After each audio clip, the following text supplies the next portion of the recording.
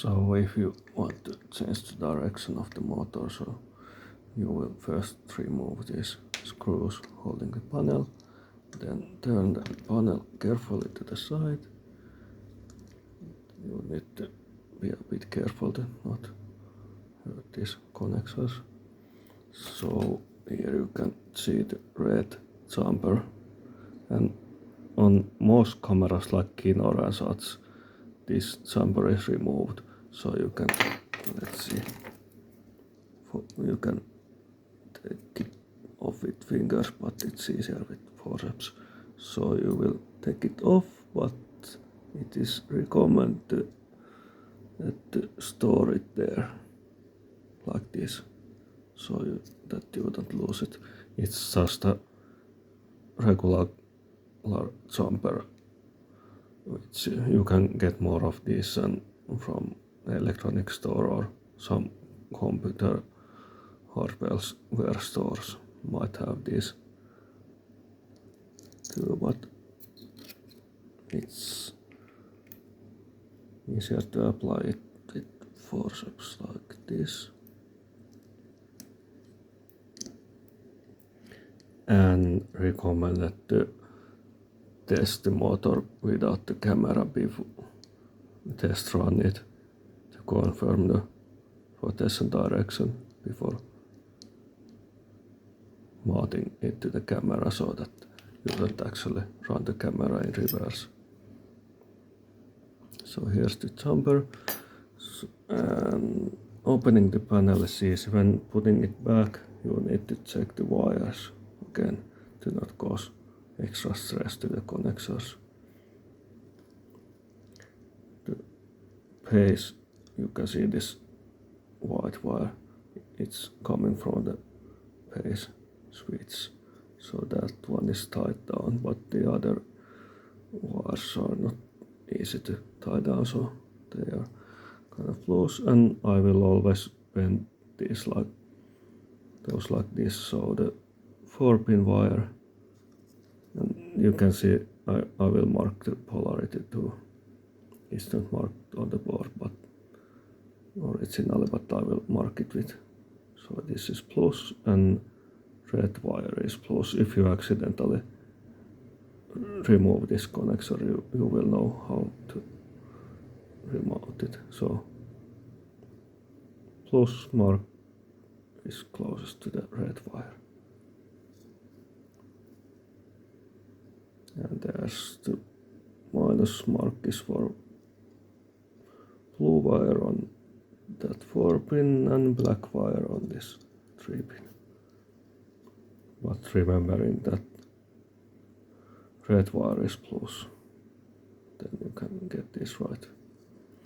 If you accidentally connect this the wrong way and switch on the power, you will burn something, either this circuit board or the sensors inside the motor, so these have to be correct. There's no any polarity protection on this.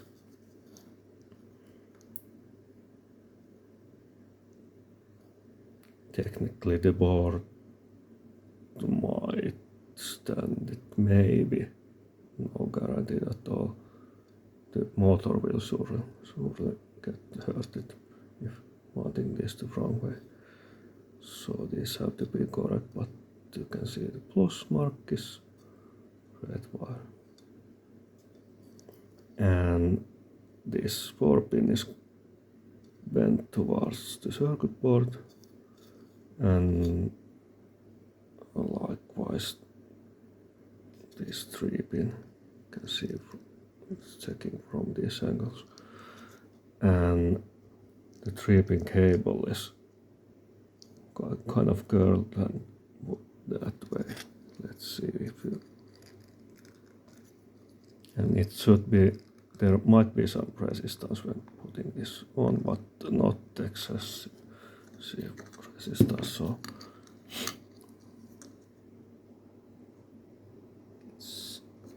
sometimes it might be a bit tricky. Let's see, it curls that way. You can see the 3-pin wire with the black and yellow cables. So that way, and then closing it.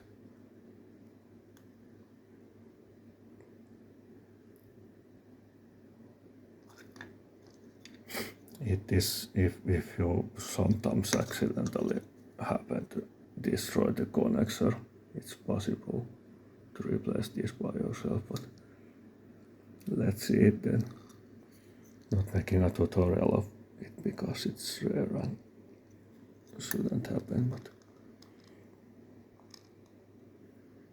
yeah, it's a pretty tight fit, but it works, and you can not recommend it to open every day, but if you use the same motor with 2 different cameras, then this can be done every now and then.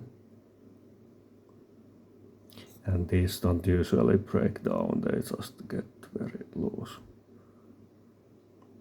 And if you start to have contact issues with these, which cannot be resolved otherwise, and the motor works badly, then this can be. Let's see if I can open this with one hand. The connector is like this, so this can be replaced. It's pretty easy to solder to the wires. This is more difficult to replace, of course, but this shouldn't break ever unless you accidentally break the pins, for example. Hitting it with the hammer.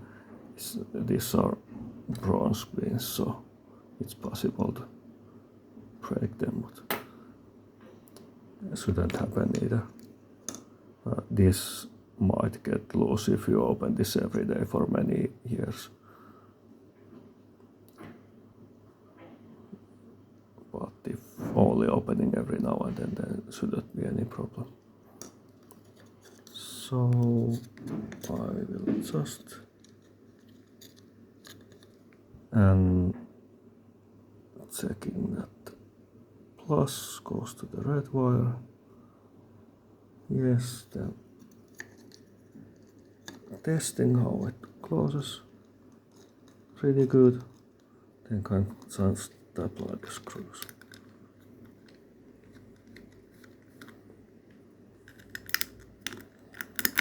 Easier with 2 hands too. Yeah, but the screws go there.